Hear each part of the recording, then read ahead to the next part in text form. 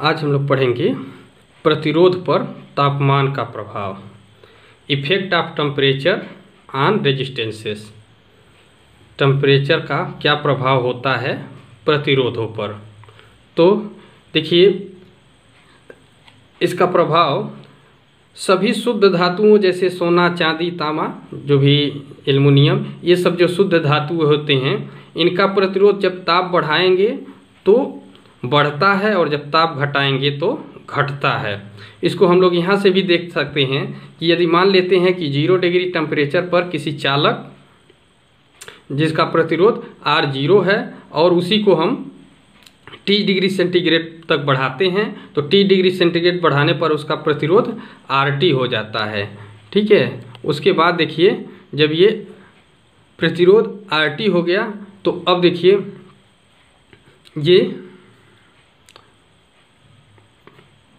RT equal to क्या हो जाएगा, RT equal to R0 1 plus alpha T। ये अल्फ़ा क्या होता है, T तो टेम्परेचर है, अल्फ़ा क्या होता है, तो ये जो अल्फ़ा है इसी को हम लोग बोलते हैं, ये एक नियतांक होता है, इसको हम लोग बोलते हैं प्रतिरोध ताप गुणांक बोलते हैं। इंग्लिश में इसको कहते हैं temperature coefficient of resistances. Alpha जो है टेम्परेचर कोफिशिएंट ऑफ रेजिस्टेंसेस है। इसी को हम लोग जानते हैं कि ये अधिकतर धातुओं के लिए इसकी वैल्यू जो अल्फ़ा है, ये अल्फ़ा इक्वल टू जो आता है अधिकतर धातुओं के लिए अल्फ़ा इक्वल टू 1/203, ये 1/273 आता है अधिकांश धातुओं के लिए, और ये 1/273 पर डिग्री होता है ये अधिकतर धातुओं के लिए। यहाँ से हम देखें तो ये RT इक्वल टू हो जाएगा R0 1 प्लस ये T अपान ये 273 कर दिए। अब यहाँ से इसको सॉल्व कीजिए तो R0 T 273 अपान 273 आ गया। तो यहाँ से हम लोग जानते हैं T प्लस 203, इसी को हम लोग परम ताप बोलते हैं, एब्सोल्यूट टेम्परेचर बोलते हैं। तो इसको हम लोग कैपिटल T से प्रदर्शित करते हैं। देखिए यहाँ लिख दिया गया है capital T equal to T plus 273, इसी को हम लोग एब्सोल्यूट टेम्परेचर बोलते हैं। तो यहाँ से देखिए RT की वैल्यू ये R0 तो रहेगा ही, और यहाँ से इसको हम लोग कैपिटल T कर दिए और 203 नीचे रह गया। तो यहाँ से देखिए ये RT जो है सीधे प्रोपोर्शनल हो जा रहा है किसके, देखिए RT प्रोपोर्शनल है T यानी एब्सोल्यूट टेम्परेचर के, जो परम ताप होता है इसके ये समानुपाती हो जा रहा है। तो इस तरह से हम कह सकते हैं कि धातु के तार का प्रतिरोध उसके परम ताप के अनुक्रमानुपाती होता है। अब तो धातु में हो गया। अब देखिए मिश्र धातुओं की अगर बात करें तो मिश्र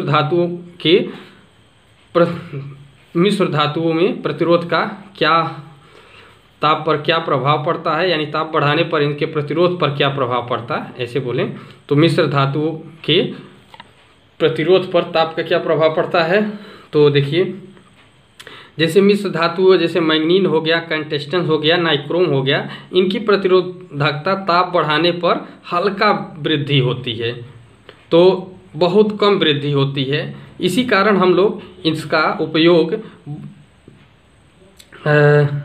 क्या बोलते हैं, ये कुछ जो सेंसिटिव उपकरण होते हैं जैसे कि प्रतिरोध बॉक्स हो गया या प्रतिरोध हो गया या धारा नियंत्रक जो रियास्टेड होता है लैब में हम लोग यूज करते हैं, तो वहाँ हम लोग इसके वायर का इस्तेमाल करते हैं। एक बात इसकी और है कि इसका जो ये टेम्परेचर कोफिशिएंट रेजिस्टेंस होता है, यानी जिसको हम लोग कहते हैं प्रतिरोध ताप गुणांक, तो उसका भी मान एकदम लगभग नेग्लिजिबल होता है, यानी नगण्य होता है, बहुत कम आता है। तो इसी कारण से हम इसका उपयोग कर लेते हैं प्रतिरोध में या रेजिस्टेंस बॉक्स में या रियास्टेड में, इसका उपयोग हम लोग कर लेते हैं, क्योंकि ताप बढ़ाने पर इनकी वृद्धि बहुत कम होती है।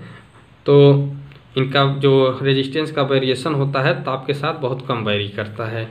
और उसके बाद बात करते हैं कुछ जैसे कार्बन हो गया और कुछ कुचालक हो गए, और इलेक्ट्रोलाइट जिसको हिंदी में विद्युत अपघट्य बोलते हैं, इसको हिंदी में विद्युत अपघट्य बोलते हैं। तो चाहे ये कार्बन हो गया, कुचालक को हिंदी में इंग्लिश में इंसुलेटर बोलते हैं, तो चाहे कार्बन हो गया कुचालक यानी इंसुलेटर, इलेक्ट्रोलाइट जिसको हिंदी में विद्युत अपघट्ट बोलते हैं, इनका प्रतिरोध ताप बढ़ाने से घटता है।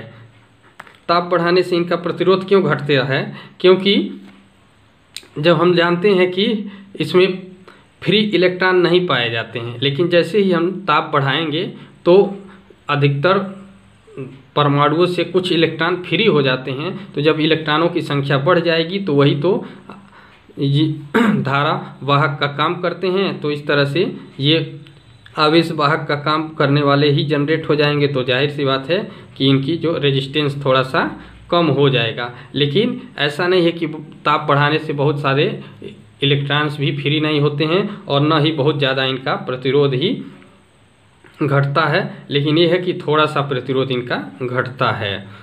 तो ये सीधे कहा जा सकता है कि कार्बन कुचालक या इलेक्ट्रोलाइट्स में ताप बढ़ाने पर थोड़ा सा इनका प्रतिरोध कम हो जाता है। और इसी एक लास्ट है अर्धचालक सेमीकंडक्टर।